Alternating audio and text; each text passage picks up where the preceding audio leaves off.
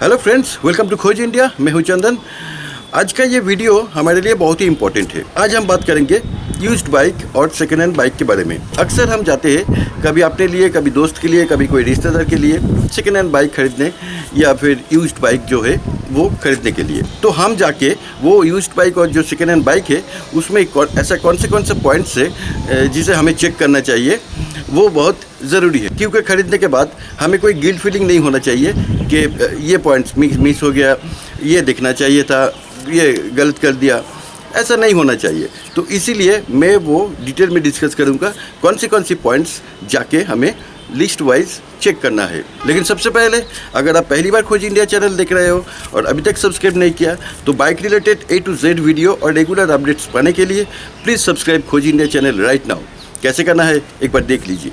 Subscribe करने के लिए पहले ये लाल सब्सक्राइब बटन को दबाइए, उसके बाद ये बेल आइकन को दबाइए। अब आपको हमारे हर नए वीडियो का सबसे पहले अपडेट मिल जाएंगे। Thank you. क्यों हो गया ना? Thank you very much. और मैं आपसे एक वादा करता हूँ, मैं आगे जाके सेकेंड हैंड बाइक और यूज्ड बाइक का रिव्यू ज़रूर बनाऊंगा, जिससे हमें ये पता चले कि कौन सी कंडीशन में बाइक हमें किस प्राइस में मिलेगा। तो उसका रिव्यू मैं ज़रूर बनाऊंगा। तो चलिए देखते हैं आज का वीडियो और जान लेते हैं ऐसा कौन सी पॉइंट्स से क्या चेकलिस्ट है जिसे हमें खरीदने से पहले यूज्ड बाइक और सेकेंड हैंड बाइक जो है वो खरीदने से पहले हमें देखना ज़रूरी है। चलिए शुरू करते हैं।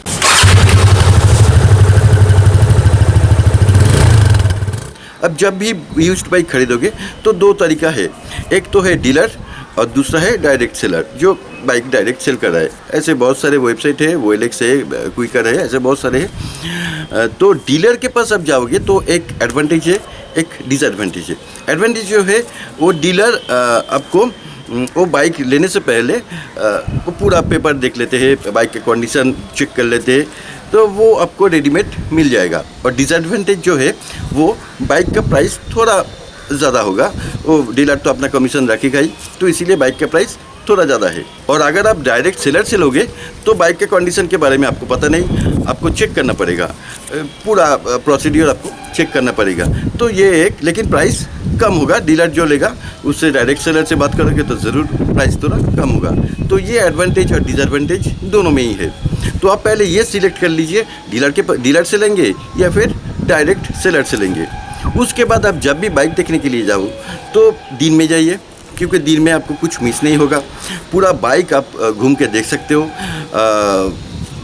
रात में कुछ मिस हो सकता है, तो मैं सजेस्ट करता हूँ आप दिन में जाइए और अपना कोई दोस्त या फिर रिलेटिव्स को ज़रूर लेके जाइए, तो वो आपको साथ देगा। अगर आप कुछ मिस भी करें तो आपका दोस्त जो या रिलेटिव जो भी है, जो जिसको लेके आप जाएंगे, तो वो मिस ना करे, वो आपको साथ देगा, आपको कोऑपरेट करेगा, वो भी बाइक को देखेगा, बहुत सारे क्रॉस वेरिफिकेशन करेगा, बहुत कुछ है। तो पहले तो दिन में जाइए और फिर अपने दोस्त या रिलेटिव्स को लेके जाइए। आगे जो है, पहले तो आप बाइक को बीच में रखिए और चारों तरफ से घूमिए। आप बाइक को देख सके, सामने से, पीछे से, साइड से, पूरी चारों तरफ से आप बाइक को पहले देखिए। जब बाइक को आप देखेंगे, अगर वो बाइक आपको अच्छा भी लगे तब सेकेंड स्टेप आप लेंगे। तो पहले वो चारों तरफ घूमिए।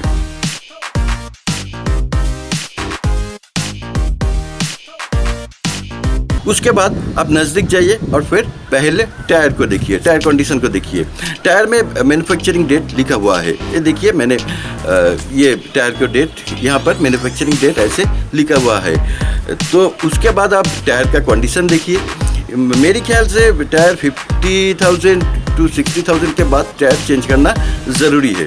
तो वो टायर कंडीशन देख लीजिए, कितना किलोमीटर पे कितना घिसा है, कितना और चलेगा, वो टायर कंडीशन आप पहले देख लीजिए। और ये टायर ट्यूबलेस है कि नहीं, सामने वाला टायर, पीछे वाला टायर, दोनों को पहले टायर को देख लीजिए, मैन्युफैक्चरिंग डेट देख लीजिए। उसके बाद आपको पता चलेगा ये टायर कैसा है। उसके बाद आप आगे जो देखेंगे उसका suspension, front suspension and rear suspension. आप बाइक पे बैठ जाइए, बैठ के थोड़ा हिला के देखिए कि सामने वाला सस्पेंशन कैसा है, पीछे वाला सस्पेंशन कैसा है।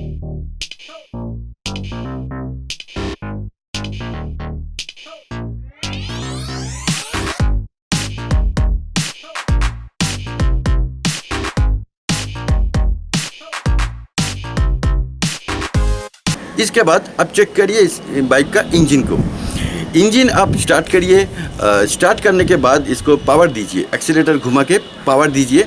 और एग्जॉस्ट साउंड आप ध्यान से सुनिए कि इसका साउंड कैसा है, कोई गलत साउंड तो नहीं कर रहा है, कोई दूसरा साउंड तो नहीं कर रहा है। बाइक का जो साउंड है वो ओरिजिनल साउंड की तरह है कि नहीं, वो पूरी तरह आप वो इंजन का साउंड सुनिए।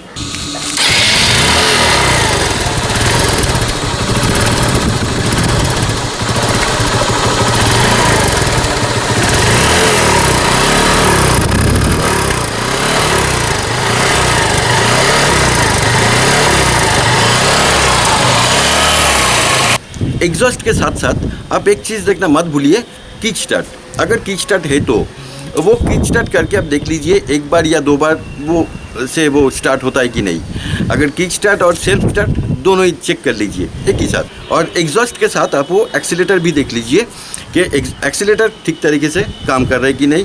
पूरा घुमा के पावर दे के कम करके ज़्यादा करके आप वो एक्सीलेटर को चेक कर लीजिए। उसके बाद आप गियर को देखिए, गियर चेंजेस में कोई प्रॉब्लम है कि नहीं, आप डाउन न्यूट्रल सब कुछ ठीक तरीके से हो रहा है कि नहीं। इसके बाद आप जाइए ब्रेक, दाहिना तरफ जो ब्रेक है, मैं बाइक की बात कर रहा हूँ, वो ब्रेक प्रेस करके आप ये देखिए वो ब्रेक काम कर रहा है कि नहीं। बाइक को थोड़ा आगे पीछे करके वो ब्रेक प्रेस करके, और उसके साथ फ्रंट ब्रेक भी आप दाहिने तरफ जो ब्रेक है वो ब्रेक भी आप प्रेस करके ये देखिए ब्रेक ठीक तरीके से काम कर रहा है कि नहीं।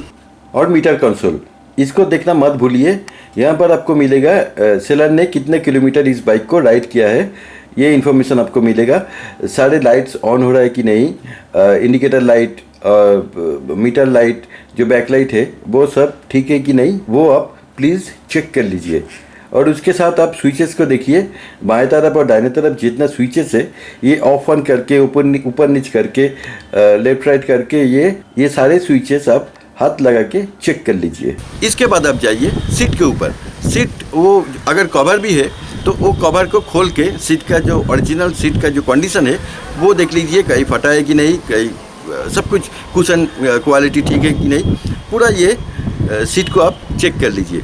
और इसके बाद बाइक को नज़दीक से देखिए, कोई स्क्रैच वगैरह है कि नहीं। पूरा बाइक में ओनर से पूछिए कभी गिरा है कि नहीं, कभी कुछ टूटा, कभी कुछ चेंज किया, ऐसा है कि नहीं, कोई स्क्रैच है कि नहीं, ये आप ज़रूर चेक कर लीजिए। और इसके साथ फुट रेस्ट, ग्रैब रेल सब कुछ आप एक बार हाथ दे के टच करके वो देख लीजिए कि ये सब कुछ ठीक है कि नहीं। और जब इंजन आप देखोगे तो चेन का कंडीशन भी देखोगे कि चेन जो है वो कैसा है, किस कंडीशन में है, चेन ठीक तरीके से काम कर रही है कि नहीं। तो हो गया बाइक, अभी हम देख लिया। अभी जो इम्पोर्टेंट चीज़ है ये कंडीशन समझने के लिए वो है टेस्ट राइड। आप सेलर से पहले ही बता दीजिए कि मुझे 2 किलोमीटर टेस्ट राइड करना है। टेस्ट राइड बहुत ज़रूरी है, उससे बाइक का कंडीशन असल में क्या है वो आपको पता चलेगा।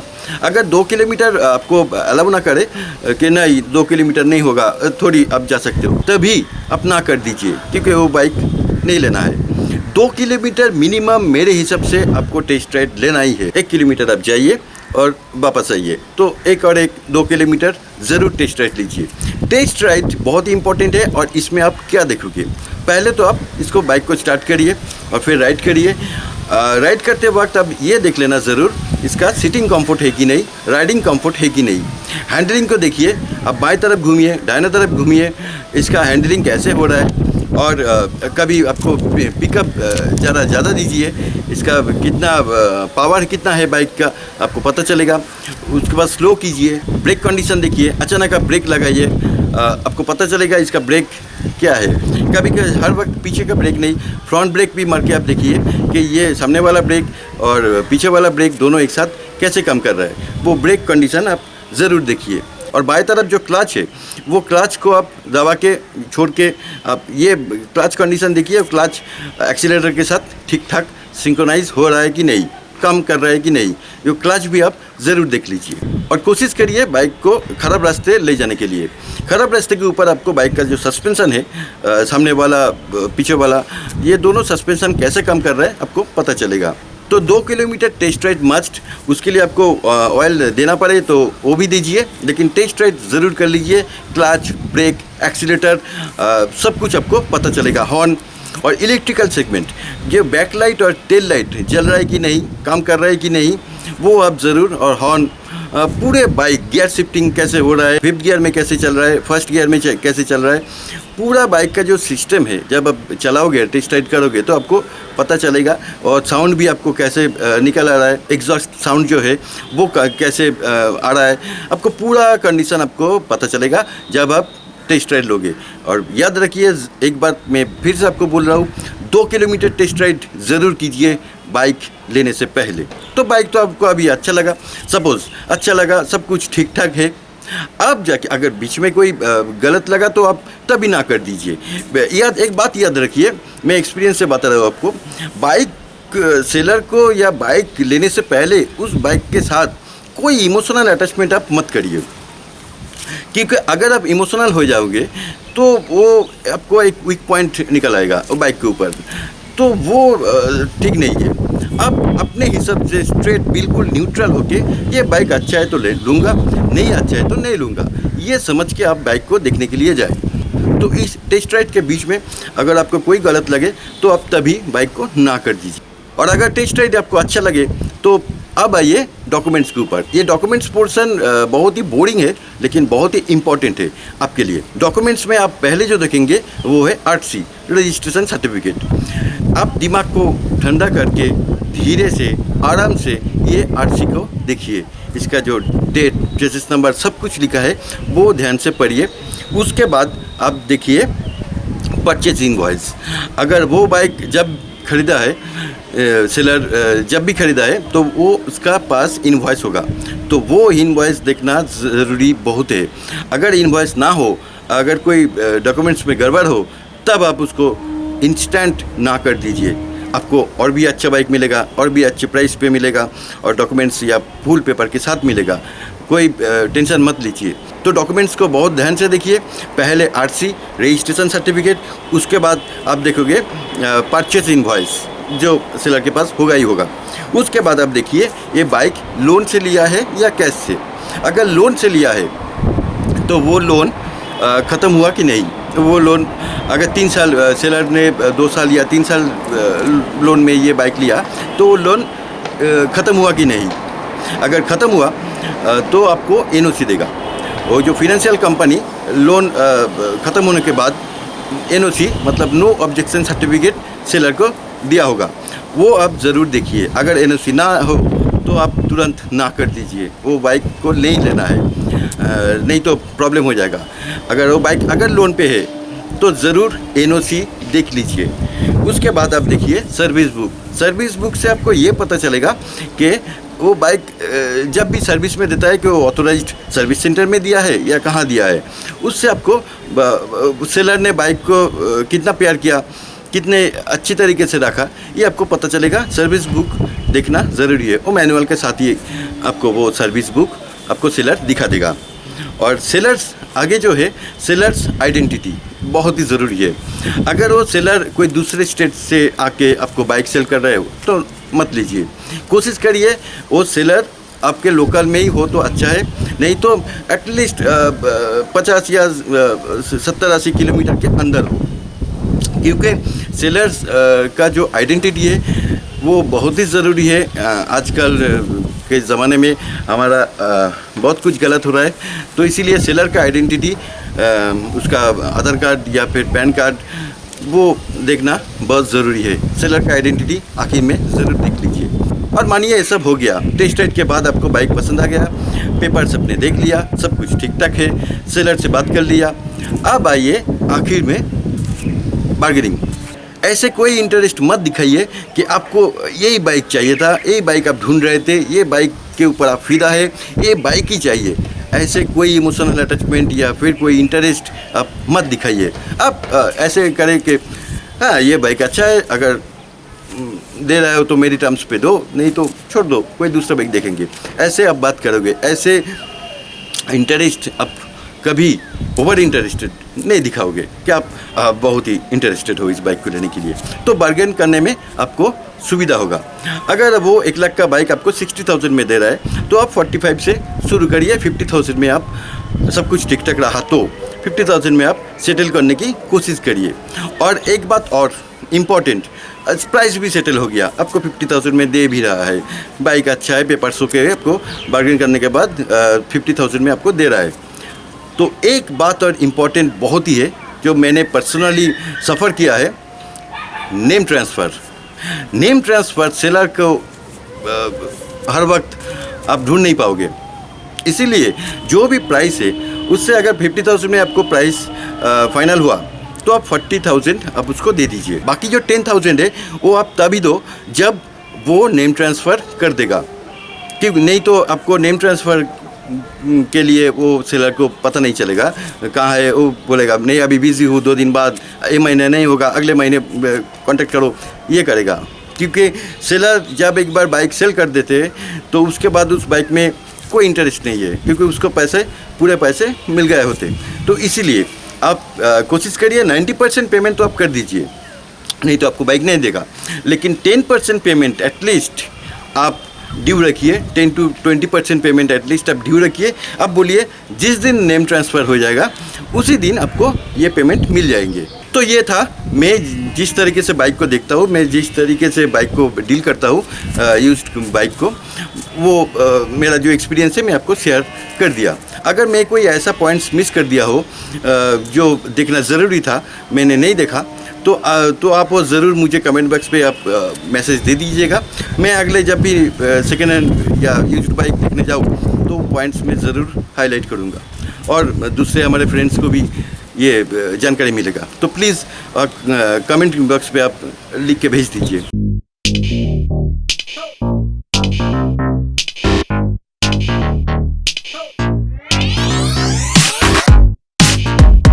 तो यही था पूरा प्रोसेस। मैं जिस तरीके से बाइक को देखता हूँ, जिस तरीके से मैं बाइक को डील करता हूँ, मैंने ऐसे किया है। मैंने दोस्त के लिए मैंने ऐसे इसी सब से बाइक को देखा है, वो उन्होंने ख़रीदा भी, अभी तो ठीक ठाक चल रहा है। तो अगर आपको ये वीडियो काम आए तो प्लीज़ आप लाइक कर दीजिए, अपने दोस्त के साथ शेयर कर दीजिए। और जब भी आप नया या पुराना कोई भी बाइक आप खरीदोगे तो स्लो ड्राइव कीजिए, सेफ ड्राइव कीजिए एंड हेलमेट ज़रूर पहनिए। तो जल्दी मुलाकात होंगे अगले वीडियो में कोई नया बाइक या कोई नया स्कूटर के साथ। और अगर अभी तक आप सब्सक्राइब नहीं किया तो प्लीज़ सब्सक्राइब कर लीजिए। तब तक के लिए जय हिंद, वंदे मातरम।